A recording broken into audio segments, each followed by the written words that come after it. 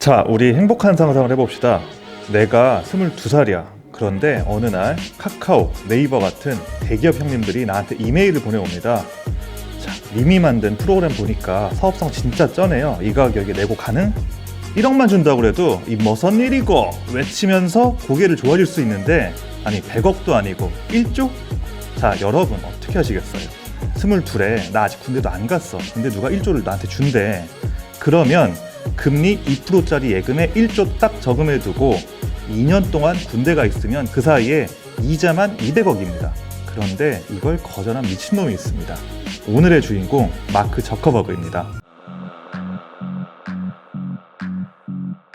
자, 아까 이야기한 22살에 1조 준다고 했는데 이 거절한 미친놈 저커버그의 판단은 맞았을까요? 현재까지 그의 판단은 성공적으로 보입니다. 미국 경제지 블룸버그의 추정에 따르면 저커버그 재산이 962억 달러, 한국 돈으로 따지면 약 114조 원이에요.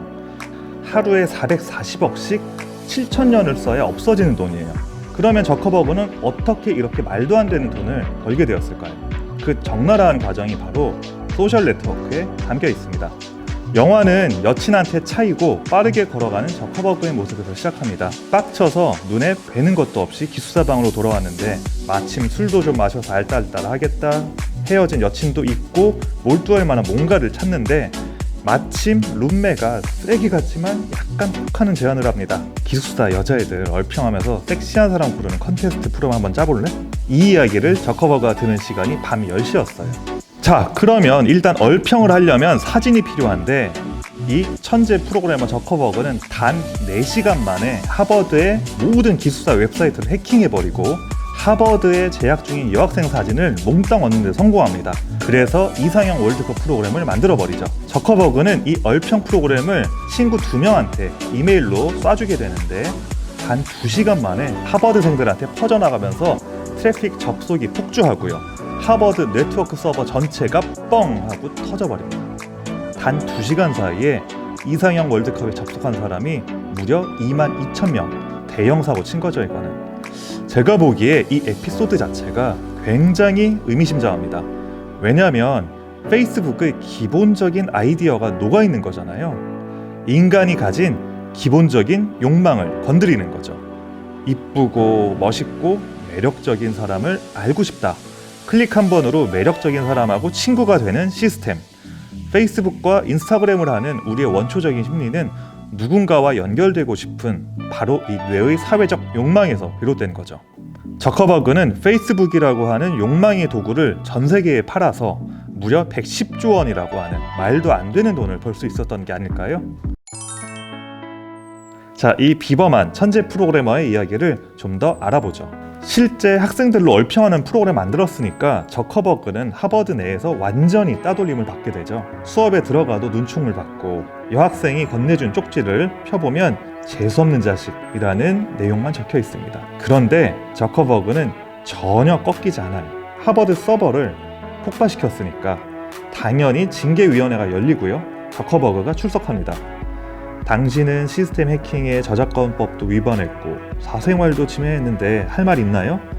우리 같았으면 일단 요 멘트만 들어도 쫄았을 텐데 저커버그는 여기에서 당당하게 이야기합니다. 모욕감 느꼈다는 학생들한테 이미 사과했고 해킹 문제는 오히려 학교가 나한테 고마워해야 되는 거 아니에요? 내 덕분에 보안이 취약한 걸 알게 됐잖아요. 야, 미친놈입니다. 그리고 이 당당함은 하버드의 비밀 엘리트 클럽까지 소문이 납니다. 이 비밀 엘리트 클럽에 미국 전직 대통령이 있었다라는 이야기가 있어서 여기에 들어가고 싶어 안달이 나 있었는데 윙클보스 형제가 제안을 하게 되자마자 완전히 들뜨게 되죠. 하버드 학생들만 소개팅을 해주는 하버드 커넥션 사이트를 만들어보자는 제안을 받게 되는데요. 그런데 여기에서 획기적인 아이디어를 생각해낸 저커버그는 나는 하버드 애들끼리만 연결해주는 거 좀 별론 것 같아 라고 생각하고 페이스북을 개발합니다. 그리고 순식간에 기업 가치는 58조 원, 세계 최연소의 억만장자가 되죠. 하지만 바로 이 시점부터 본격적으로 일이 꼬이기 시작합니다. 윙클보스 형제가 야, 이거 페이스북 아이디어 원래 내 건데? 라고 하면서 소송을 걸게 되고요. 그 와중에 저커버그는 하나뿐인 절친과도 사이가 틀어져서 소송을 벌이게 됩니다. 근데 제가 보기엔 사실 이 모든 게 저커버그가 자초한 거기도 해요. 저커버그의 성격이 딱 자기애성 성격장애 그 이상도 이하도 아니거든요. 자기애성 성격장애가 뭐냐면 나는 진짜 다른 사람이랑 다르고 특별해서 조금이라도 날 비판하거나 지적하면은 그 새끼가 쓰레기야, 이렇게 생각하는 게 자기애성 성격장애예요. 한마디로 재수 없는 놈이죠 뭐. 아까 영화 시작할 때 여친한테 차이면서 시작하잖아요. 그래서 여친이 이제 헤어지자고 한 이유도 진짜 싸가지 없는 말이었어요. 내가 하버드 비밀클럽에 들어가게 되면 네가 평생 만나보지도 못할 사람을 내가 만나게 해줄게. 약간 좀 삔또 상하는 말이죠. 아니 지가 뭔데 뭐 평생 내가 못 볼 사람을 만나게 해준다 만다야. 완전히 글러먹은 거죠. 근데 문제는 대부분의 성격장애가 그렇듯이 자기는 몰라요. 주변 사람들만 상처를 받는 거지. 농담처럼 정신과 닥터들이 하는 얘기가 있죠. 정작 치료를 받아야 될 사람들은 병원에 안 오고 그 또라이 때문에 상처받은 사람들만 병원에 자주 온다. 암튼 이 저커버그의 말과 행동이 딱 그렇습니다. 자기 말에 상처받은 여친이 자리를 좀 뜨려고 나 이제 공부하러 갈 거야 라고 이야기를 하자마자 저커버그가 관계의 끝을 내는 결정타를 날려버립니다. 공부하러 간다고? 야 뭐 공부를 해, 하지마. 내가 너 사귄 이유는 그냥 얼굴도 이쁜데 보스턴대 정도 다닌다라고 해서 만나는 거야. 근데 뭐 보스턴대 다니면서 공부를 한다고 그래?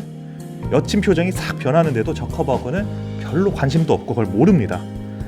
자, 자기애성 성격장애를 가진 또 하나의 특징이 바로 이거예요. 감정이입이 완전히 결여되어 있습니다. 이건 사이코패스랑은 조금 다른데요. 이거는 감정을 모르는 건 아니고요. 그냥 관심이 없는 거예요. 그래서 늘상 오만하고 건방진 태도로 움직이게 됩니다. 오로지 나한테만, 다른 사람이 나한테 집중하는 걸 너무 당연하게 생각을 하는 거죠. 그런데 또 이런 사람이 좌절감에 빠질 때는 어마어마하게 나락에 빠지기도 합니다. 그리고 실제로 영화 속 저커버그의 엔딩은 씁쓸합니다. 26억 명의 온라인 친구를 얻고 단 한 명뿐이던 절친을 잃은 그가 전 여친의 페북 계정에서 계속 F요, 즉 새로 고침 단추를 누르면서 자기 친추해주기를 바라는 모습. 우리는 행복하게 산다는 것이 과연 무엇일까 생각을 하게 되죠. 자, 이상으로 재미와 의미, 시대상을 데이빗 핀처 감독의 뛰어난 연출로 담은 영화 소셜 네트워크였습니다. 감사합니다.